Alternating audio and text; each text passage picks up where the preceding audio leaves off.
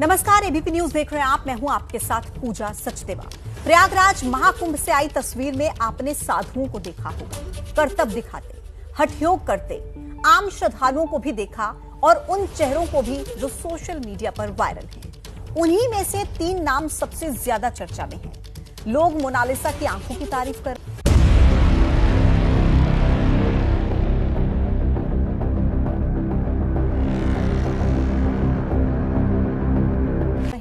तो बहुत से लोग खूबसूरत मॉडल हर्षा रिछारिया के साध्वी रूप धारण करने पर तंज कस रहे हैं। आईआईटीएन बाबा के भी चर्चे हैं, लेकिन इस तारीफ और तंज के बीच तीनों के सामने मुसीबतें भी आने लगी हैं। आईआईटीएन बाबा के बारे में भी खबर आई कि उन्होंने कुंभ छोड़ दिया है, लेकिन सच कुछ और है।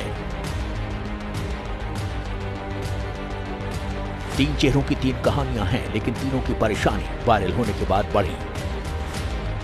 सबसे पहले कहानी एमपी के खरगोन की मोनालिसा की सुनिए।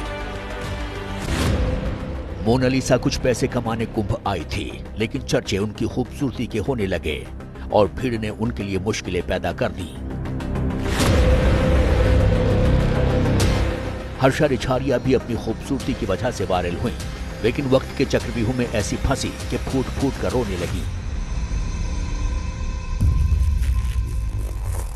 प्रयागराज महाकुंभ में ये मोनालिसा आई हुई हैं और इस तरीके से माला बेचने का काम करती हैं और ये वाकई इतनी खूबसूरत हैं कि इनकी खूबसूरती के आगे लियोनार्डो दा विंसी की जो कल्पना है वो भी फेल हो सकती है, वो भी फीकी हो सकती है।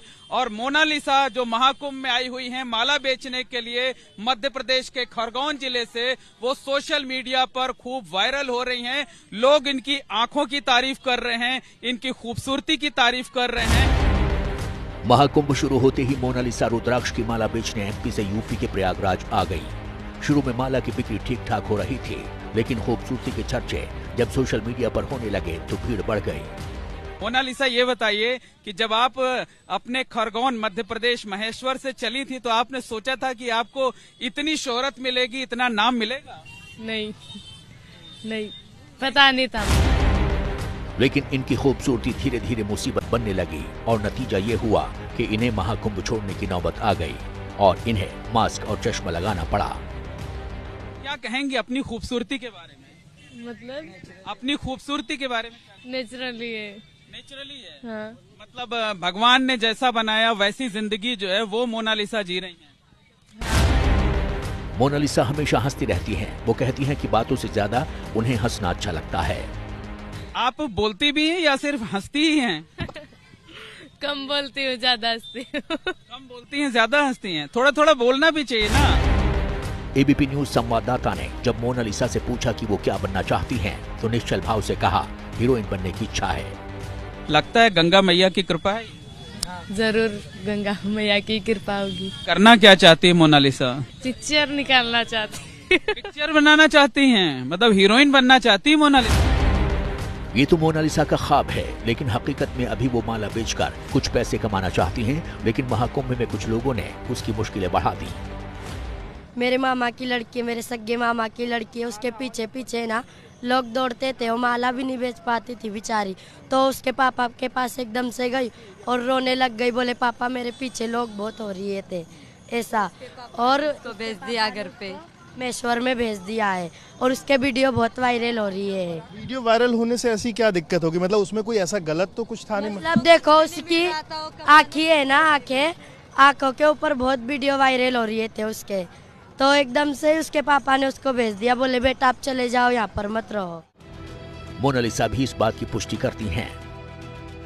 ये बताइए, कई बार खबर आ रही है कि आप यहाँ महाकुंभ में जो भीड़ आ रही है उसको देख करके उससे आप इतना परेशान हो गए कि अब आप वापस जाने का विचार कर? माला रुद्राक्ष में बेचने के लिए जाती हूँ, मुझे बेचने नहीं देते, इसकी वजह से मैं फोटो भी निकलवाती, लेकिन ऐसे नहीं कि फोटो 1-2 निकलवाए और चले जाए। दिन भर सुबह से शाम तक फोटो ही फोटो। काम करना आपके परिवार के लिए कितना जरूरी? बहुत जरूरी है। हमारा घर चलता है इसी से, कर्जा भी हमारे ऊपर बहुत है। कर्ज उतारने के लिए कुछ पैसे कमाने आई मोनालिसा आगे क्या करेगी पता नहीं, लेकिन उनकी सुरक्षा होनी चाहिए। दूसरी ओर मोनालिसा की तरह मॉडल से साध्वी का रूप धारण कर महाकुंभ में आई हर्षा रिछारिया भी निराश हैं। वो तो फूट फूट कर रोने लगी थीं।